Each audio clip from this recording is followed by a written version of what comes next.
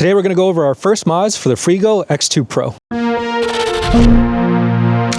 All right, we got Sully here today. A really cold winter morning here in Michigan. What do you mean? It's like 80 degrees, it's sunny, not a cloud in the sky. It's gonna be painful, but we're doing it for you guys. So the last video, we just reviewed the Freego X2 Pro just as stock. And then this video are just some easy mods, plug and play mods to increase the performance slightly. Eventually, maybe we'll transplant the whole thing with a new battery, a new controller. But for now, this is pretty easy for anyone to get started. So first things first is tuning the far driver controller. Okay, what we did was actually attach a harness. This is a far driver 72300 harness, right? You can get this on Iconic Cycles. I'll put a link in the description. Also has a ignition switch right here, and then a Bluetooth dongle right there. Basically, this is what you need to access the settings inside of the stock controller of the Freego, because there's actually no connector for the Bluetooth dongle, which you could see here. We do have a connector for this harness. So that's the big thing that makes it a little bit tough to get into the settings. What we did was remove the stock harness, plug this harness in, very simple.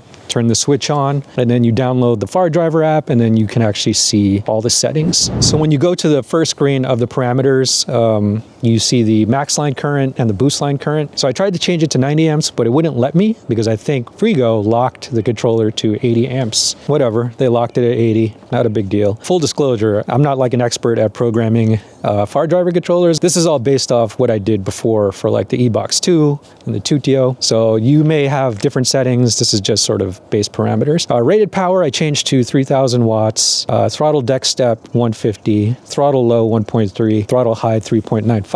And then on the ratios and speed parameters, I changed basically everything to 100%. All those RPM settings changed to 100%. The last thing we did was change the 3-speed parameters in the normal menu, the simple menu. Basically, gear high power output is 100%, and then everything below that we just increased by 10. That's just a really subtle way to change the response. You can play with it. Again, if you know more about the far driver, feel free to change it, but you can access it with a harness that has been proven. When I was first riding it, I noticed it was a little low on power at the once you get above like the low end. So it'd just be nice to have it continue throughout the rest. So hopefully changing those settings gets us what we want. We'll just have to feel it out and keep changing settings. And the annoying thing is you have to remove the controller and plug in the harness. Yep. So I mean, just upping everything a little bit, probably just make it feel just as good with about a 10% increase. The fact that you can change the settings is, I think, a big plus, without having to buy a new controller. Next thing we did was the riser handlebars. So these I got on Amazon. These are pretty generic Sur-Ron riser handlebars. And what the riser handlebars do is they reduce strain on your shoulders and knees by raising the handlebars to a more comfortable height. It allows you to kind of switch between a laid back or upright position depending on how you ride. In my opinion, wider bars make it a little bit easier to handle. What do you think? Wider bars are always better.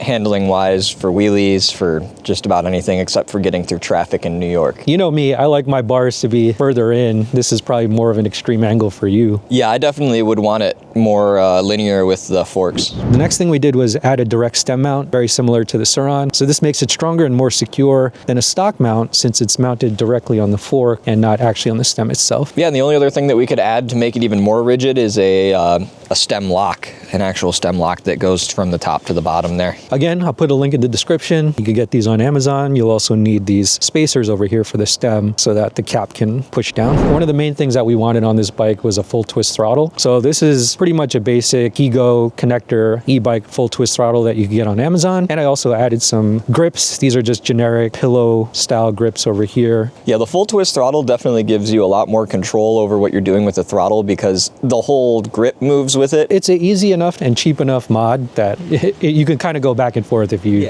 don't want it, because it just plugs right in over here, right on the harness. I also added this mirror over here. I like having just a mirror to look backwards. Sully hates mirrors. Rick just likes to look at himself all the time. Another major mod we did was adding these Magura MT5 4-piston hydraulic brakes. As we mentioned in the stock review video, the stock brakes were just no bueno.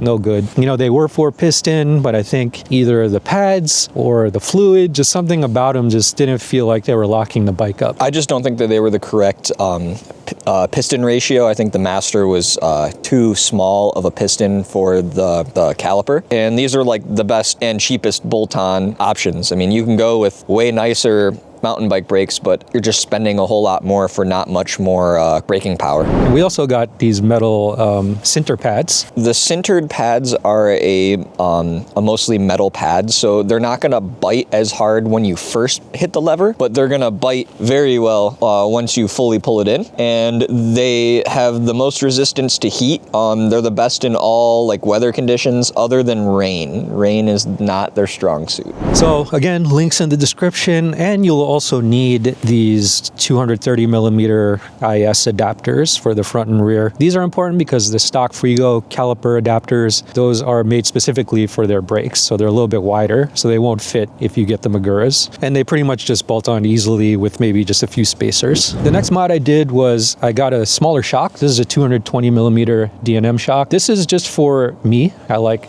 my rides to be short because I'm short. This is just a preference thing. I don't think it really adds too much in the performance. Also, these MTB pedals over here, these just have a better grip, better than stock. They look a little bit better, and I believe they're lighter. Another cosmetic thing I did was I added a Sur-Ron rear fender under the seat, and basically all you have to do is you have to cut the some of the plastic where it has like the space for 2 bolts for a Sur-Ron seat. Since this only uses 1 bolt, you could just cut that off and then just stick it under and drill a hole, and you could attach it pretty easily. This is helpful to prevent, you know, debris and water from splashing on your back. Don't know why it didn't come with one, and it actually looks like it's made for this bike since the seat is pretty much similar to a Sur-Ron seat. Another thing I did, which is a hate it or love it mod, people have strong opinions, are the spoke covers. They just didn't really match what I want the bike to look like, so I put black spoke covers. And then I also put some vinyl on the battery plate over here, or the side, you know, the side plate. It just covers up the logo, makes it look a little bit cleaner. And I also actually made a template to put just black vinyl on the frame as well. That's the walkthrough. Let's get to our first ride. Yeah, let's do it. All right, guys, we're gonna do a top speed test with the new settings. I have a feeling it's not gonna change much. We'll just do it anyway. Same as before, same area as before. Gonna make a right here. Throttle pin down. Here we go. Pedaling. A little bit of throttle. 34, 35, 36, 37, 38. So I think we have the same amount of power as before, 38 miles per hour. Top speed on flat.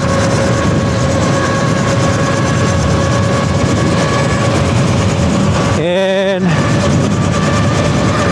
40, 41, 42, 43. Woo, the wind. Maxing out at 43 miles per hour. That slight downhill. Oh man, it is cold. Let's swing around. Ugh. All right, so didn't really see much of an increase with those settings, but feel free to try your own settings. I know we couldn't boost up the line amps or the boost current amp, so that definitely plays a part in why this thing will not reach a higher top speed.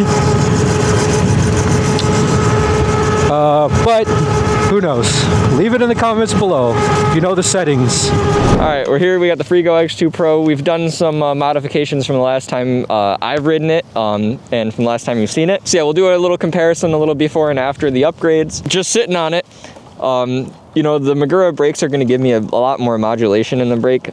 Before, it just like would drag and it would never bite. This will do both. If you pull it a little, it'll drag. If you pull it a lot, it'll bite. The grips are a nice touch. The bars are super nice. It feels just like the Sur-Ron now. It is a little bit lower. We had to adjust the preload a bit so it wouldn't bottom out on here. We'll see how that works out for stunting, but for just normal riding, it's good. The rear fender, so you don't end up with a bunch of dirt all over your back. Very important, need that. The brakes are a lot touchier, which is good. They actually lock up like right when you hit them, which for wheelies and just in general safety-wise, I feel like that's a must-have. Oh, that's heavy. I forgot it has a hub motor. So yeah, definitely good there. The suspension being lower didn't really mess with the bike's handling at all, which is good. I'm sure that's better for Rick. He'll actually be able to touch the ground. For me, it doesn't really make too much of a difference because I can touch the ground regardless. Full throttle, definitely my cup of tea there. And the brakes seem to be working really good. See if we can drop this thing back. Oh, see, that's what I was talking about by the suspension is rubbing a little bit still. But besides that, the full twist throttle really makes this thing a lot easier to control, like the throttle. And then the brakes, like the modulation in the brakes is just killer. I mean, you have so much more control now compared to what you had before. And the tune being turned up like about 10%, honestly, I don't notice it. That being said, from out the box, it was already good. So even 1% better is better. So yeah, let's try a couple more tricks on it, because I know I did like a seat stander and stuff on it before. So we'll see how that works out. It is a bit windy as well. And getting up on the seat is like really tall. Okay, so maybe we wait till the suspension doesn't rub to try that again, but if the suspension didn't rub, it feels really good. The one weird thing about this though is where your feet are to where the seat is. Getting from this position, so if you do 1 foot at a time, you have to go down and then up, and that's really high up. And then if you go from 2, you kind of have to do a little trust hop up to the seat. It's a little scary, not gonna lie, but yeah, if you're a pedal bike guy, I mean, it's probably simple for you, but for me, no, it's like, that feels really foreign. Yeah, so popping it up while riding, let's check it out. So you already had to before you used the front suspension to help.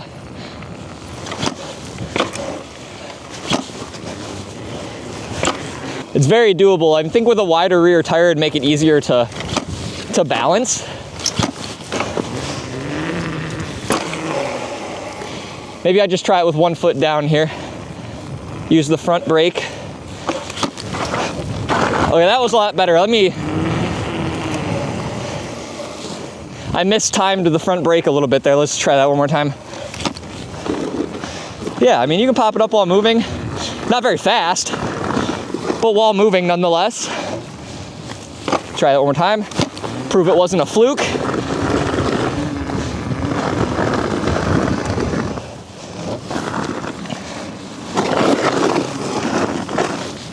But yeah, with the wider handlebars, it makes it a lot easier to control. The full throttle, you're not a full throttle or no throttle here, baby. Come on. Let me try a knee knocker as well real quick. I didn't try that yet. So that's another thing. With a knee knock, there's no real place to put your leg because the pedal is so far down. So you kind of just gotta let her dangle. And the pedals will come back around.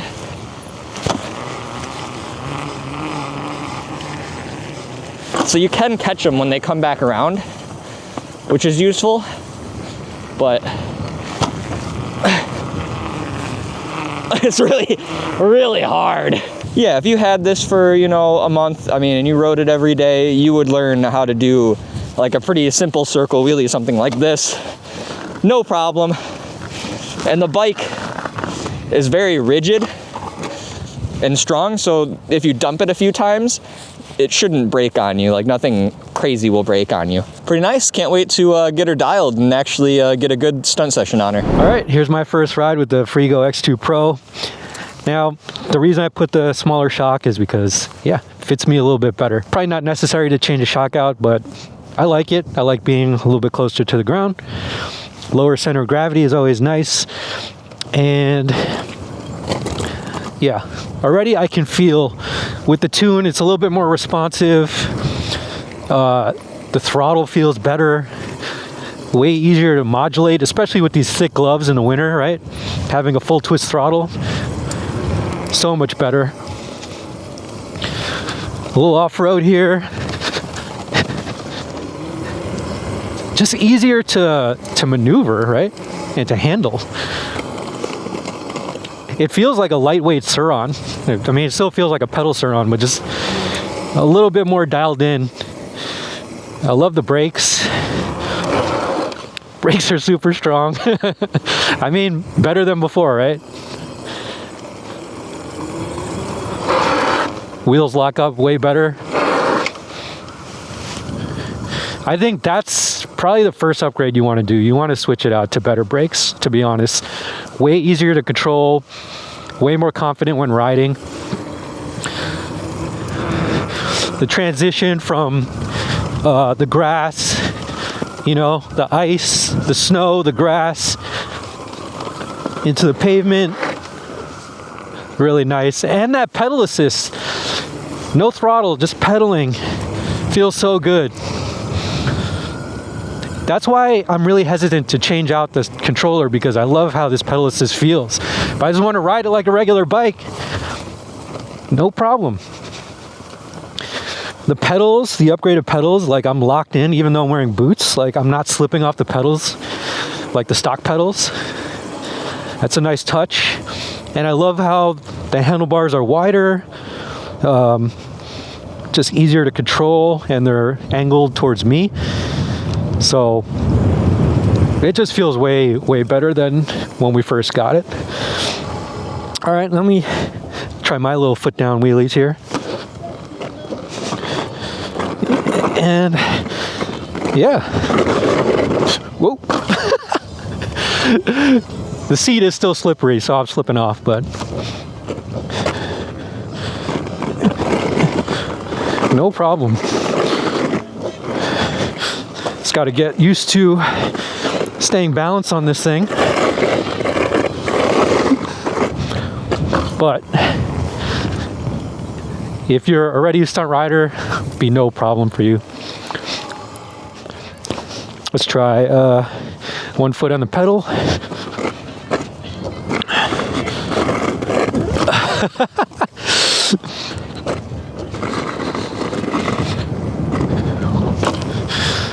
Yeah, I mean, just takes some practice, but I really love how the throttle responds now. Okay, so those are our first mods with the Freego X2 Pro. We'll kick it over to Sully. He'll ride it on the trail, give you guys his perspective. But overall, very simple mods to do. You know, the tune, I think that could be a lot better. But again, taking the controller out, putting the harness in, it's time consuming. So, you know, unless we totally took the controller out, that's just how we're gonna do it for now. All right, so now we're on the Freego here. Let's check this thing out. Whoop.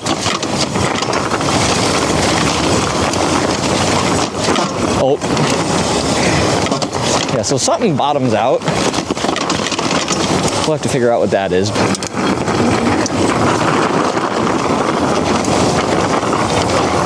Okay, so yeah, definitely not the best grip with these tires. Can definitely already feel it sliding out in the front.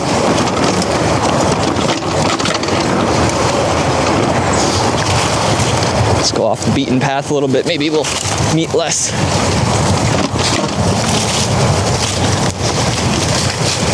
Oh, meet stairs.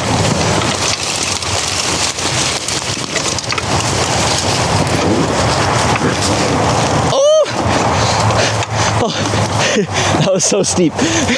I can't believe it made it.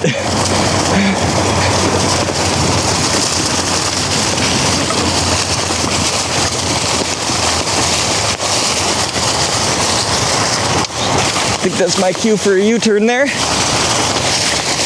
Yeah, the suspension really eats it up. I think that Rick just definitely needs a taller, he needs to put the stock one back on. It's not tall enough. But yeah, I mean, the front just eats this up.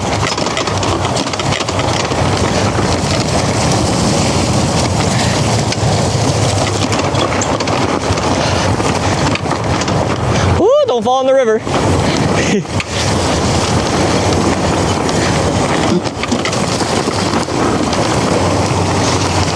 But yeah, overall, I mean, if you're just getting something to cruise through the woods, I mean, maybe for hunting, or if you're into outdoorsy stuff, or you're like van life, And this can very easily fit on a rear hitch. You can lock it through the frame so no one can steal it. Yeah, I mean, other than like some few minor things that we did that we just need to adjust, very, very capable off-road bike. I mean, I'm sitting down and it's just eating all of the bumps.